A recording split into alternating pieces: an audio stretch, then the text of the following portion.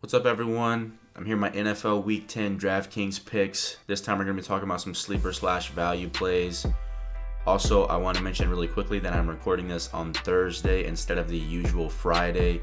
So just be sure to stay up to date on all the injury news because some of these players very well may be affected by some late breaking news. So without further ado, let's go ahead and hop right in. Alright, so first up I have James White, and I want to start out by saying that there is nothing new on the status of Dion Lewis. He's been practicing over the past few weeks, but I haven't heard anything new, like I said. So if Dion Lewis isn't going to play, James White is a good option for a couple different reasons. But if Dion Lewis is going to play, don't play James White, obviously, because Dion Lewis and James White are being utilized or will be utilized very similarly, but Dion Lewis does it significantly better, in my opinion, than James White. So just keep that in mind. That said, James White has at least 5 targets in every single game Tom Brady has started this season, and he has 3 receiving touchdowns over that span. So obviously he's being utilized in the passing game quite a bit. And this looks like a game where we could see Tom Brady throw for 40 plus times because Seattle, although they're weak in the passing defense right now, they're still a relatively stout run defense team. They're not that elite running defense that we've been accustomed to see in the past few seasons, and they're really just not that elite defense as a whole that we've seen over the past few years. That said, Seattle is only allowing 98.8 rushing yards per game, which is 12th best in the NFL, which again, it isn't that elite number like I mentioned, but it's still relatively good. So if we don't see New England move the ball productively on the ground with LeGarrette Blount, then we could see a situation where James White is going to be on the field a ton because the Patriots are going to be in passing situations. So, obviously the more he's going to be on the field, the better opportunities he's going to have and the more opportunities he's going to have to actually get the ball thrown his way. If they're not able to move the ball effectively on the ground, we could see them try to do what the Packers are doing right now, in the sense that instead of trying to run the ball for 4 or 5 yards, they'll just do a kind of short, quick passing route for 4 or 5 yards and try to pick up the yardage that way. So if that's the situation they're going to be in, James White is obviously going to be the optimal guy to run that. So if that's the case, I really like James White. And if this game goes the way that it possibly could, like I'm expecting it to, then James White's going to be a relatively good play.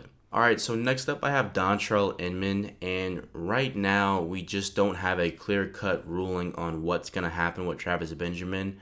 Because if Travis Benjamin plays, it's not going to help Dontrelle that much. And if he doesn't, I think it is going to be a big bump for Dontrelle Inman. And right now, I'm leaning towards Travis Benjamin not playing. Everything that I've read, everything that I've heard is suggesting that the Chargers don't want him to play. They want him to have a couple of weeks off because the Chargers' bye week is in week 11.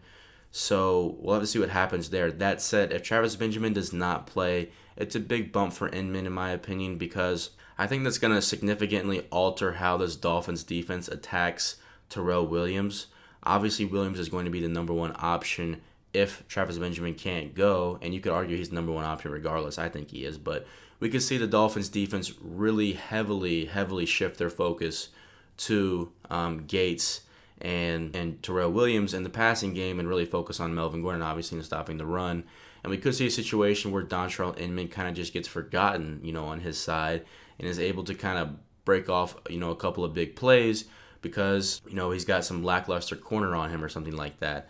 And speaking of big plays, San Diego has the 3rd most passing plays over 25 yards in the NFL at 22. Now, Terrell Williams has 10 of those. Travis Benjamin has 8, and then Dontrelle Inman only has 4. But obviously, without Travis Benjamin on the field, it's going to open up the passing game a little bit more, and they're going to have to be a little bit more creative and figure out ways to get Dontrelle Inman and other guys in open space. Therefore, we could see, again, some bigger opportunities for Dontrelle Inman. I mean, he has 16 targets over the past 2 games, which is not a bad total in my opinion. He's super cheap. He wouldn't have to do much to get to a double value. So, I mean, honestly, I think he's a good play. And again, if Travis Benjamin is not able to go, definitely someone you should consider. Even in cash games, in my opinion, I think you can stick him in the flex and kind of just hope you get 10 points out of him and then call it a day. All right, so finishing up our first slate of players here is J.J. Nelson, and he's developed into a pretty popular value pick this week, and it makes perfect sense why. He's now been announced a starting wide receiver for the Cardinals. Anytime you're able to get a starting wide receiver at this price point, he's definitely somebody you need to consider.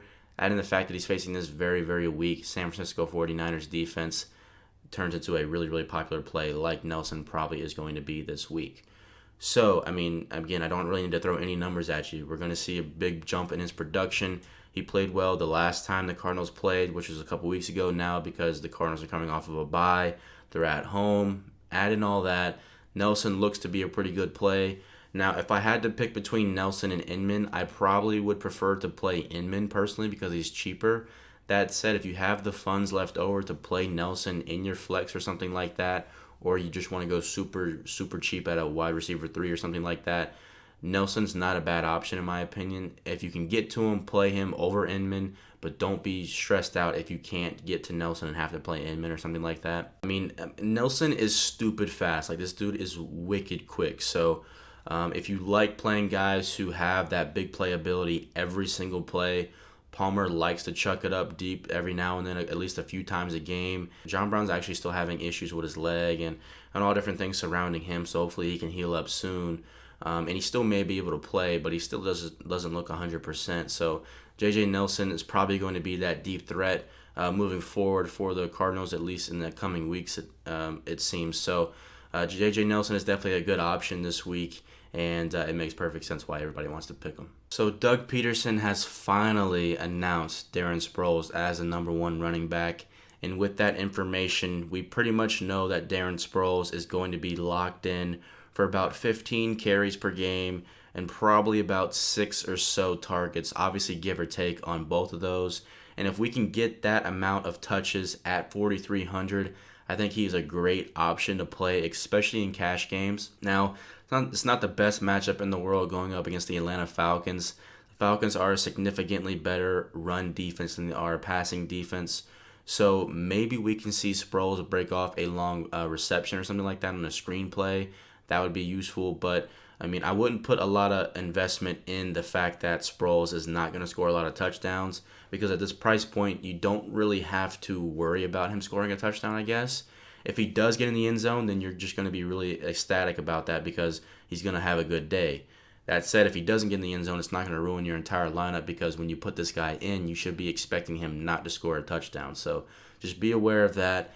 But again, anything above this 14-point projection, you should just be thrilled with, because he's not a guy who's going to put up 25 fantasy points, all the time. He does have some punt return upside as well. He came very close to returning one last week, stepped out of bounds. Consider this guy. I mean, I know some people are probably not going to want to play him because he's not what the industry likes to call a sexy pick, but he's cheap. He's a #1 guy. He is going to lose the goal line touches. He's not going to get as many carries as you would probably want out of a #1 running back, but he makes up for it in the PPR bonus. So consider this guy in your lineup. All right, so next up I have Jordan Howard, and I don't know what it is about this game, but for some reason I think the Bears are just going to beat up on this Buccaneers team for some reason, because I've just found myself gravitating towards picking quite a few different Bears players, or at least considering them. And I like Jordan Howard a lot in this situation, purely based on the fact that I think the majority of people are going to try to attack this game through the air, in the sense of picking Jay Cutler, Alshon Jeffrey, and even Zach Miller, like I mentioned in my main picks video. And the fact of the matter is, Jordan Howard is every bit as good of a play as those guys, I think, if not maybe a bit better. There's kind of this misconception going around the industry right now that the Buccaneers are kind of this just dominant run-stopping team, but they're very vulnerable in the pass game. And it's just not true. I mean, they're bottom 10 in run defense and in passing defense. So all around, this is just a bad defense as a whole. And I think Jordan Howard can really expose this defense for really what they are even more, especially in the running game. I mean, Howard's coming off his best game of the season against the Minnesota Vikings. I mean, he had 26 attempts for 153 rushing yards. That's almost a 6 yards per carry average, which is just insane. And he had 4 receptions on top of that for 49 yards. So if he puts up a similar stat line like that, I'm going to do well this week, because I'm heavily considering Howard in quite a few lineups. So people continue to ask me to mention some guys that play on Thursday. I usually don't play the Thursday slates. I usually don't consider the game at all. I'm usually focusing on the Sunday slate. That said, I figure since I'm uploading this a bit earlier than I usually do, I would mention a guy. And this week, I think Steve Smith is a good play. He's not on the injury report anymore. He had 7 targets last week. It's a pretty good matchup, obviously, going up against the Cleveland Browns. So I think Smith is a pretty good play in tonight's game. All right, so that's going to do it for this video. I really appreciate you guys for tuning in. If you guys enjoyed, if you did, please like the video. Be sure to subscribe. I post videos every Wednesday and usually every Friday. This week is a little bit different. But again, thank you for tuning in, and I will catch you guys in the next one. Later.